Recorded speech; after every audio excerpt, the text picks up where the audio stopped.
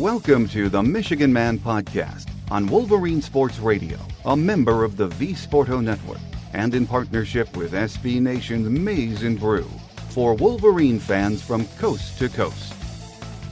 Go Blue and welcome to the show. I'm your host, Mike Fitzpatrick. Today we're going to talk Michigan basketball. I know it's been a disappointing season so far, and it will take a miracle to get into the big dance. But who knows what will happen in the next few weeks. Joining us today on our Game Day segment is the radio play-by-play voice of our Wolverines, Brian Boesch. A few of my thoughts before Brian joins us. There are still a lot of good things happening on the Michigan athletic scene right now. Kim Barnes-Arico and the women are having a surprisingly good season and should be headed to the NCAA tournament. Hockey is surging and they are loaded with young talent, and they will be exciting to watch down the stretch in March. Wrestling and gymnastics also having outstanding seasons. As I said, there is a lot to be happy about right now, and spring football gets underway on Monday too. Our major focus on the Michigan athletic scene this time of the year is usually men's basketball though. It has been a long time since we missed out on a trip to the big dance, but unless we get red hot in the next 3 weeks, it looks like we might be playing in the NIT this March. There are a lot of reasons why Juwan Howard's team has struggled for consistency this year.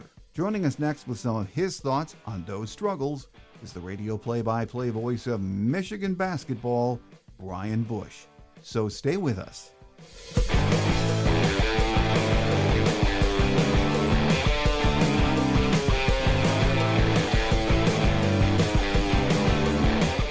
Joining us on our Game Day segment this week is the radio play-by-play voice of Michigan basketball, Brian Boesch. Great to have you back with us, Brian. Oh, thanks for having me, Mike. Always glad to be here. Well, Brian, these last two losses have really hurt. First to Indiana, then Wisconsin the other night. And I guess what you can say is, though, we certainly had our chances in both of those games right down to the end, didn't we? Yeah, I mean, those were gut punches. It looked like they had generated some momentum, right? It was two take care of business home games after a road win that has certainly aged really well with what Northwestern's done over the last week since they kind of get back to their normal schedule. I think Michigan, two things to be true once with that Northwestern game.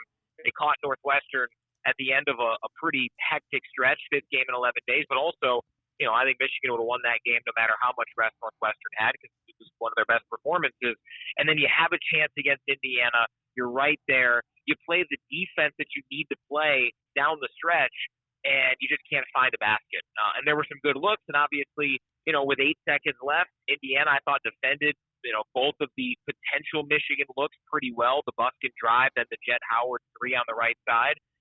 And then, what happened at Wisconsin, just not for the weak of heart in terms of how that game played out. It was ugly, but that's kind of what games at Wisconsin look like, and this team just wasn't able to get it done. I mean, they're sitting here with 10 losses by single digits, losing by a combined 8 points to their, marquee 3 home opponents in Purdue, Indiana, and then Virginia in the non-conference. And, let's face it, we had been saying for a long time there will be plenty of chances for this team. They just have to try to find a way to get right, and they just have not done that. Last year's team did enough. This year's is going to need a heck of a surge, and I think they'll circle those 3 home games in particular, along with the Iowa game. That road game was as tough of a loss as I've seen since doing this. Those are the ones that they'll look back on Selection Sunday if they're not able to make some frantic run here soon. Early in the season, Brian, those of us who like defense watched this team and said, oh, man, this defense is killing us. But recently, closing out games has been really hard to watch. I mean, is it even possible to pinpoint what's happening late in games or not happening for this offense? Yeah, it's unique because I think a team, and this isn't just Michigan, this is any team that has its best player as the center. I think it is difficult to generate opportunities for a center in the late game scenarios.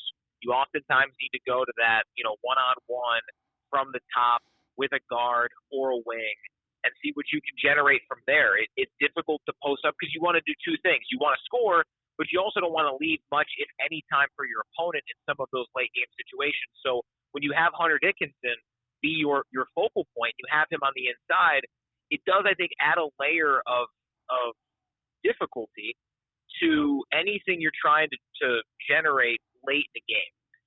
But ultimately, especially in that Indiana game, there were chances, there were open looks, and for as impressive as Juwan Howard has looked at times, and for as good as Kobe Buffett has been, at times I think Kobe's been, the best player on the floor in these games. He's been that good. They just have not hit enough from the outside, and that is ultimately what you need to unlock in those late game scenarios. It's just difficult to generate an open look from 5 feet or in those situations and accomplish both those things of winding down the clock. So, it's definitely a bit perplexing. Is it mental? I don't know, but certainly when it keeps happening over and over and over again, you kind of wonder, how do you solve this? How do you fix this? Because listen, even, you look back, Michigan wasn't able to hit a couple of shots late in games in that Big Ten championship season. And they had 40-ish% three-point shooters on that team. That team could shoot. It's just, I think a little bit of it is just luck of the draw. A little bit of it is the ball dominance of Hunter Dickinson for the first 38 minutes of the game. And I think some of it is just Michigan's got to make shots. And, that last of 3 is probably the most important. But, you got to do it one time before you can make it a trend. And I'm hopeful for this team that if and when they're in one of those situations again this season, and it could be as soon as Saturday night against Michigan State, then, they need to find a way, because that can spark something, I think. Yeah, and as you said, our best player is in the paint, Hunter Dickinson. In those first 35, 38 minutes, he's a presence. But especially in these last 2 games, I think in the Wisconsin game the other night, I could be wrong about this, but I think he had 4 touches in the last 5 minutes. Why do you think late possessions in the game, they aren't trying to get him the ball more? Yeah, I think they are. Maybe not as much as people would like. I think you hear this a lot in the NFL, where it's like, okay, insert great running back here. We'll just run him more. Well, we're running him third most in the league. We'll run him first most. And it's difficult because, I think in particular with Indiana did a great job of defending Dickinson catching the basketball. Wisconsin, I think, was comparable but not quite as efficient because Dickinson didn't have a ton of looks down the stretch against IU either. So I do think there is the desire to get him the basketball. But remember, to me, the defining possession of that Indiana game was not the final 8 seconds, because, again, it shouldn't have come down to that if you haven't scored in 5 minutes. It was the Terrence Williams trying to force a pass from the left wing into Hunter with like a minute 10 left, something like that. Yeah. And it was just a gimme turnover. So you certainly want to try to make that an emphasis, but not try it too much. And those are 2 guys in Terrence and Hunter who've been playing playing basketball with each other for years, decades now, right? And I think they trust that they're going to find a way to get the ball inside. It just was good individual defense by Indiana to exploit kind of a forced pass from T. Will. So it's one of those, you kind of pick your poison. Do you want to try to force it in there more? Sure, but it does leave the team a little bit more susceptible to some turnovers. And that one in Indiana, really the 2 defining plays in the last 2 games were both turnovers. That in the Indiana game, and then the Doug McDaniel a little bit too quick trying to go in transition down 1 around the same juncture of the game. So, this is a team that's kind of frustrating because this team is taking care of the basketball really well this year. They've been top 10 in the country in turnovers for most of the season. But, when you do try to force the issue sometimes for a good reason to get it to your best player, late in games when they're flashing double right away before the pass, it definitely adds to the level of difficulty. Well, I know there isn't one single reason you can look at and say this is why this team is struggling. And you, in your days as doing play-by-play, you've seen some great point guard play. And prior to that, we've been really blessed at Michigan with some really exceptional point guards. But we expected Doug McDaniels to maybe get 10 minutes a game at point when the season started, and then Llewellyn goes down. So now he's the man at point, Doug McDaniels. And, that is asking a lot of a freshman, isn't it? It is. I'll tell you this. I was talking about this with somebody recently. If you would have told me the day after we learned that Jalen Llewellyn's, done for the year with that ACL tear. If you'd have told me that this would be what Doug McDaniel would be producing at this stage, I think I would have taken it 10 times out of 10, right? I mean, he is somebody who I think as a freshman in the Big Ten, playing 30 minutes a game, I think he's handled it well. I don't think he's had a whole lot of shots that he's truly tried to force. Obviously, he's going to have some turnovers, but that's just kind of how it goes, especially for freshmen in this league. It's just when the margin is so thin for a team that's played so many close games, it's difficult to have that type of inexperience when you're going up against some veteran point guards, right? I mean, Chucky Hepburn, Michigan neutralized offensively, but he's still a force defensively. You got Jalen Pickett, who's one of the best players in the country at Penn State. I mean, and the list goes on and on and on. So this is, for Doug, I think what he's going through this season is going to be great for his future. And he has a chance to become a name that we think of, like we think of Derek Walton, Xavier Simpson. Even those one-year stops from Mike Smith and Devontae Jones, right? I mean, those guys, by this point, they really rounded into form. I think Doug has rounded into form for a freshman. I don't think you really think of him as a freshman anymore, but he's still going to have some miscues, some issues, and it just becomes a bigger spotlight on those issues when Michigan has lost 10 games by single digits. And I don't think it's totally fair to that young man. I think he's, again, being thrust into that situation. I think he's done a heck of a job. Not to say that he's absolved of issues and saying, not trying to take this maize and blue look at it, but boy, I mean, what Doug has provided, going from 10 minutes on the floor to only 10 minutes off the floor each game, Michigan's season should not be defined by any of those shortcomings from him, in my opinion. No, and I like him more and more as the season has progressed. And especially those first 35 minutes, you see him growing and growing. It's those last 5 minutes, and we're used to Derek Walton and Trey Burke and those kind of point guards taking over in those last 5 minutes. He's just not there yet, but you can see he's going to get there. Yeah, for sure. And I mean, you mentioned Trey Burke. I mean, obviously Burke was pretty darn special from the start. That's a unique type of deal. But remember, I mean, Doug's undersized. He still needs to put on a little bit of weight, and that'll be something that John Sanderson and company will get to work on him this summer.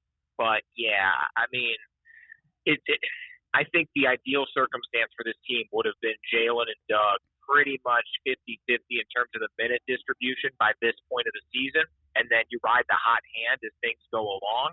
So this has been – I expected to see his minutes go up because Jalen wasn't necessarily thriving in his 8 games, but you started to see him figuring it out, kind of a similar Devontae Jones trajectory for Jalen.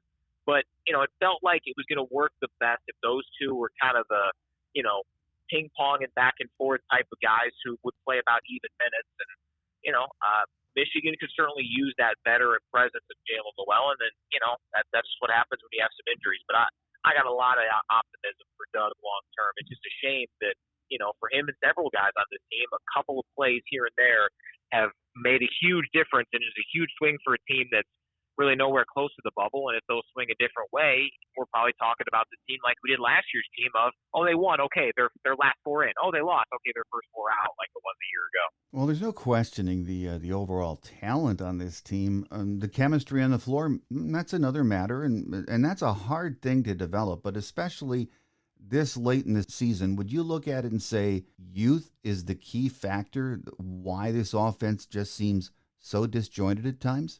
I certainly think it's a big reason for it. Is it the number one? I don't know. I mean, ultimately, I think Michigan has some guys who can hit from outside, and that why that team 2 years ago was so good was because you really could not shade multiple guys consistently to anybody, because you had shooters all around a really good center. And that's tough to handle. Now, when Michigan has had success, they've hit not everything from outside, but enough from outside. And that has allowed Hunter Dickinson. I mean, you look at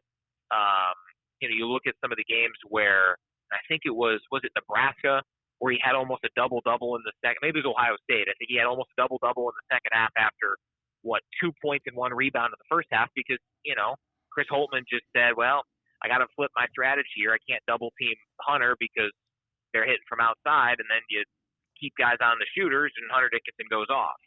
So youth has a role in playing. I think the youth is probably a little bit more of the rationale for what has plagued Michigan's defense this year. I do think youth can contribute and should, be part of the story for the offensive inconsistency, to be sure. But, ultimately a team that has shown at times that they can hit from outside just hasn't done it enough to fully unlock what Hunter Dickinson can provide inside. And for that, you tip your cap to a lot of the opponents that Michigan has faced and lost to. Well, 5 games left, starting with Michigan State on Saturday at Chrysler. We're recording this on Friday afternoon, and there are a lot of things going on with that game at Chrysler on Saturday night. But it's must win at this point, and winning at home. You have to protect home court advantage, don't you? Oh, yeah. I mean, no doubt. This is a must-win. I think they probably need to go 4-1 in the final 5 regular season games in order to go into the Big Ten tournament saying they can play their way into the dance without winning the tournament. Again, there's a lot of fluidity to that. We were talking a whole lot about that last season, and I remember saying, well, if they could just beat Indiana, they will avoid the first 4, and then they lost Indiana and they avoided the first 4. So ultimately, we won't know for certain until that championship week is in the books. They've got to find a way. They don't have enough quad 1 wins. And the big difference from last year's resume to this one is that they didn't have last year the Central Michigan loss that they have this year. It's a quad 4. Those are demoralizing to a resume, especially one that has a lot of just overall losses on it. So this has to be a win, or they have to win out. And that's really tough to do considering the schedule. I mean, this team has avoided the big winning streaks, but they've avoided the big losing streaks as well. So this has to be it. And I think it can be. Obviously there's a lot of emotion, a lot of uniqueness to all of this. Wishing, those players, everybody on that Michigan State campus well, because, it's basketball is a great opportunity for people to be normal for a few hours, to think about things the way they did before a tragedy. These players, these coaches, they're humans too. They're trying to process everything. So that obviously comes from challenges. But if you put it in the context of just the basketball side, Michigan can absolutely win this game. They hung around up in East Lansing despite, I think it was their worst offensive performance of the year. So, the reality is that under Juwan Howard, this rivalry has been undefeated at home. Michigan State's won all 4 in East Lansing. Michigan's won all 3 in Ann Arbor. Michigan has to hold serve in that regard to make the last 2 weeks a potential storyline from an at-large standpoint for this team. Oh, absolutely. I mean, even if we do get that win on Saturday, those last 4 games on the schedule are brutally tough. So when you look at that realistically, it's hard to imagine running the table these next 5 games. So right now it looks like our only path to the big dance is winning the Big Ten tournament right now, isn't it? Yeah. I think you could make a case if they finish 4-1 and then get to Saturday in the Big Ten tournament. I think that, to me, because of that quad 4 loss, I've kind of held the belief that they needed to get probably to at least 19 and likely maybe even 20 overall wins, including Big Ten tournaments. So that'd be 4-1, then you go 2 and assume if they go 4-1, then they would be in that single bye somewhere, probably like a 6 or a 7 seed. You'd have to get a couple wins in Chicago. But I mean, again, this team, we talk about, no big win streaks, no big losing streaks. So they got to find a way. They have to find a way to go on a run and figure it out. But yeah, to me, if they go 3-2 or worse, it's auto bid or bust. I don't know how, even if they got to championship Sunday, how they'd be able to pull it off. But hey, the nice thing about the Big Ten is that it provides plenty of opportunities. Just Michigan is running out of those opportunities. Of course, we would like to have it clear by the time we got to the Big Ten tournament. But in reality, it looks like the NIT would be our destination if things continue as they are, which at least in the big picture keeps you playing basketball. And that's a good thing for the program, especially for these young guys, isn't it? That is one thing I'll say is that, this season has been frustrating, a lot of close calls, a lot of what ifs, and I'll tell you, I really like the foundation that's being built. You look at the opportunities that guys like Doug and Terrace, obviously Jet, who we'll see if he goes to the NBA. Kobe has certainly played his way into NBA conversation. Say you've got Doug, Terrace, and let's just say one of those two stay, Kobe or Jet. That's a heck of a foundation with a guy like Will Cheddar, who I think has really impressed, come along well. Obviously, a good couple of freshmen coming in. We'll see if Michigan can continue to be engaged in that transfer portal, because that's becoming a massive part about all of this. It's the closest thing to free agency. You've got to try to find some pieces there. A lot of the good teams down the stretch, they have found some sort of piece to plug in and really enhance the roster. But the last time Michigan missed the NCAA tournament, it started a run where they progressively got better. First four, win a game, to Sweet 16, to the national championship game. So I'm not saying that that's how it always works, but I think you see a core of guys who could be multi-year starters in this program currently being developed. Does that make this season any easier? Of course not. It's been really, really tough. But I think there is, potential for these last 5 regular season games and whatever happens in the postseason to help build something for next year and beyond. No, I agree. I guess the thing you worry about is what you just mentioned. Will Hunter be back? And then one of the mock drafts out this week has Juwan Howard and Kobe Buffkin as first-round picks. So there are a lot of unknowns for next year's team, aren't there? I'll quit trying to predict what Hunter Dickinson's going to do. We'll see what happens. He still technically has 2 more years of collegiate eligibility after this season. So obviously that'll be a fascinating storyline to watch. But yeah, the reality is, I've referenced that team 2 years ago a lot. That team had veterans. You can have some, younger guys here and there, but even though in the NBA draft conversation, it's a lot about youth, oftentimes teenagers are the ones that are talked about, bandied about more than most. But when it comes to college basketball success, you need older guys. You need people who have been through the battles before to be your leaders. And Michigan right now, they've got a couple of those guys, but not enough, and the results have shown. You start to really churn through and get some of these guys to become sophomores, juniors, seniors, and then you can supplement with, a 4-star or a 5-star freshman who can go out there and produce for you. There's no two ways to make this happen, but I do think that, this Michigan team has some optimism for the future, even if it is, brought about by what's been, a missed opportunity to this point. And, I'm thinking about NIL right now because, I'm not a great NIL guy. I have to see this keep progressing through the years. But in this instance, it might be a good thing for Michigan basketball because who knows, Hunter Dickinson and then Kobe and Jet, because of NIL, there's a better chance they might stick around, isn't there? That certainly makes it unique. Look at football. Ohio State fans are trying to talk themselves into C.J. Stroud staying. if people are talking themselves into C.J. Stroud staying, they can talk themselves into almost anybody. Yeah. So, it's very much a case-by-case basis, but it definitely allows – because I think in the NBA, listen, I've never turned down, $5 million, $8 million, $12 million. But I'll tell you, the key in the NBA for guys who have the ability to one day be lottery picks, the key is that second contract. How do you position yourself from a long-term standpoint to get that second contract and maximize what that is?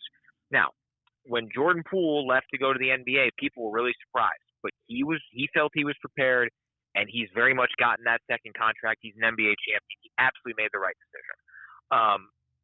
Guys have to weigh that, and I do think that's a big part of it. Do guys like Jet and Kobe and others in the Big Ten and in college basketball, do they feel like they're in a position to where they're setting themselves up to have the best chance to maximize that second contract? That's the outsider's perspective. Again, I've never turned down that kind of money. It'd be tough to, I will admit.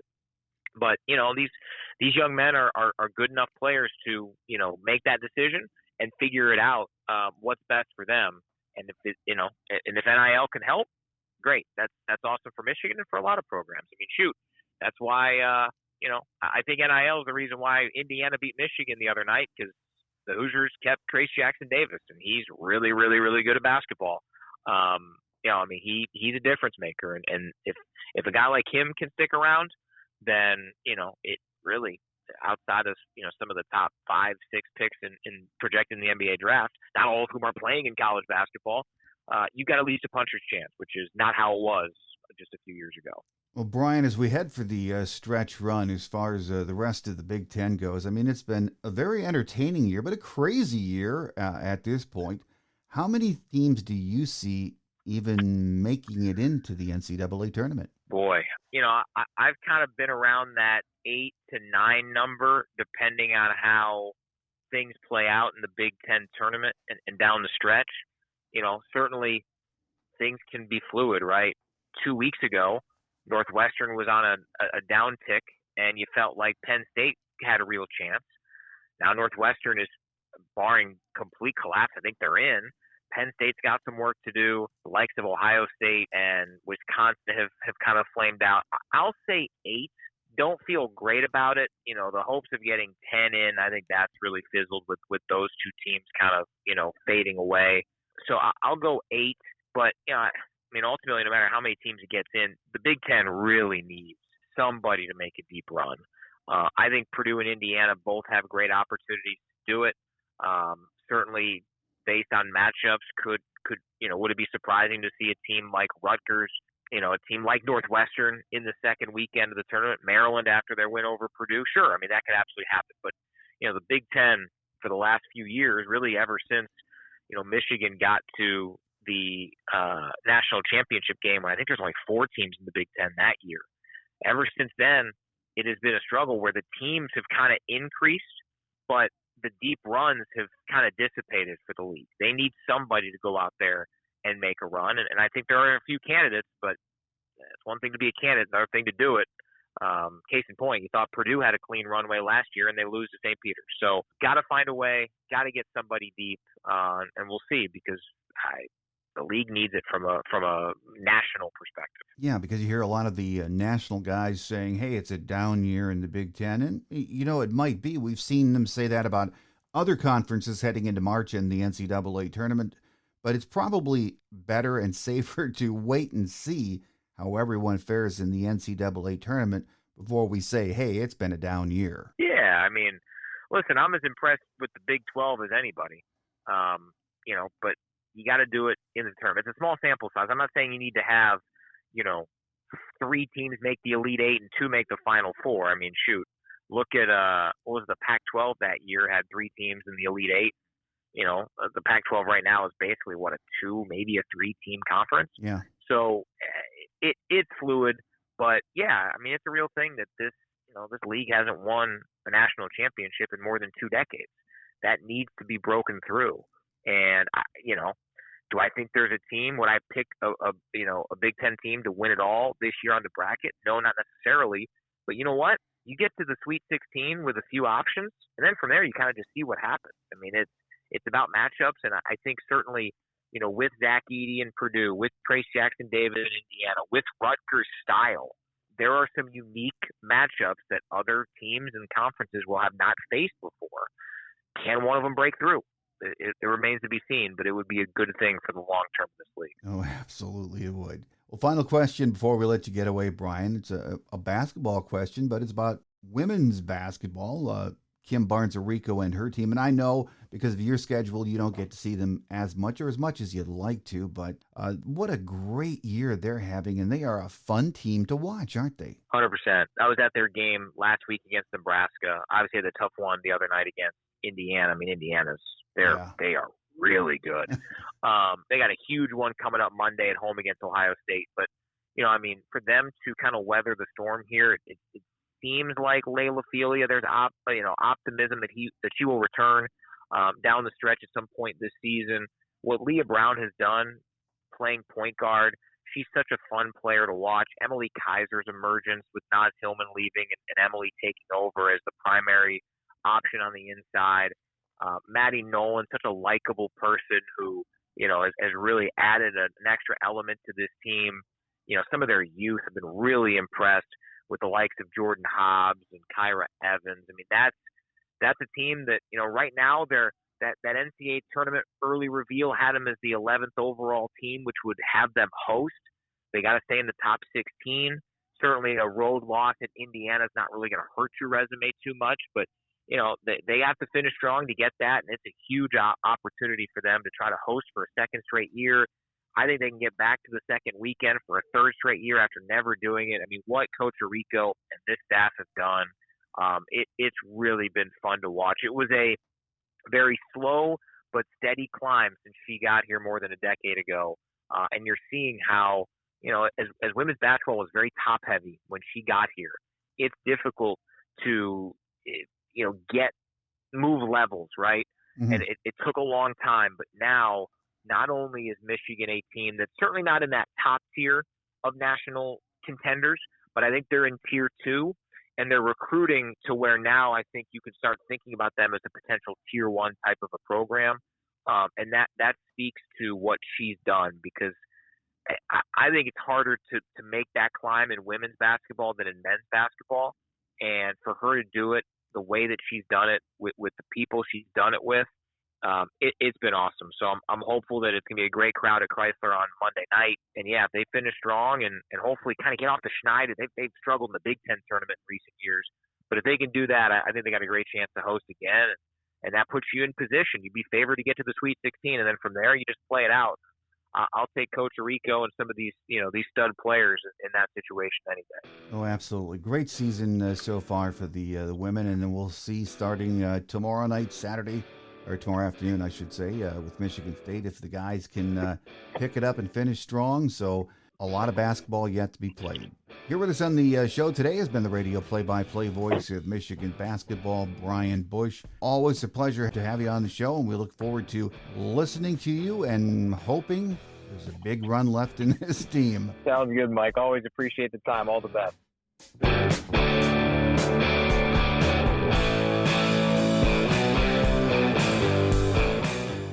On Quick Hits today, it's now official. Sharon Moore is the offensive coordinator, and Chris Partridge will replace George Hilo as linebacker coach. Spring practice gets underway this Monday. Women's basketball is back in action at home on Monday night against Ohio State.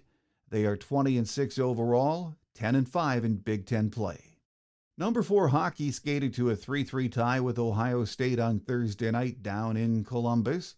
On Saturday, the rivalry will head north to the shores of Lake Erie for an outdoor game at Cleveland's First Energy Stadium at the Face-Off on the Lake. Puck drop is set for 4 p.m., and the contest will be broadcast live on Big Ten Network. Number 25 ranked softball 4-1 returns to the Sunshine State this weekend with a 5-game appearance in the Tax Act Clearwater Invitational. Michigan kicks off the event with 2 games today, facing number 20 UCF and Louisiana. Play continues Saturday with number 5 Oklahoma State at 1:30 p.m. and Mississippi State at 5 p.m. and then wraps up on Sunday with number 16 Duke. All games will be streamed live on ESPN+. Baseball opened the season Friday afternoon in the MLB Desert Invitational down in Mesa, Arizona, with a 6-2 win over Fresno State. They are playing Michigan State as we get ready to publish today's show, so we don't have a score for you. On Saturday, they play UC San Diego, and then wrap up the first week of action on Sunday against Grand Canyon University. All games can be seen on MLB TV. That does it for another show. Make sure you remind your Wolverine family and friends about the show, and join us again next week. I'm your host, Mike Fitzpatrick. Have a great Wolverine weekend, everyone. Until we meet again, take care, and as always, go blue. Thanks for joining us today on The Michigan Man, here on Wolverine Sports Radio, a member of the V Sporto Network, and in partnership with SB Nation's Maize and Brew. Our listener lines are open 24/7 for your calls at 313-263-4842. That's 313-263-4842. Or email us at themichiganmanpodcast@yahoo.com. That's themichiganmanpodcast@yahoo.com. The Michigan Man Podcast is produced at the studios of Robin Lynn Productions, Allen Park, Michigan, and is not affiliated with the University of Michigan. Go Blue!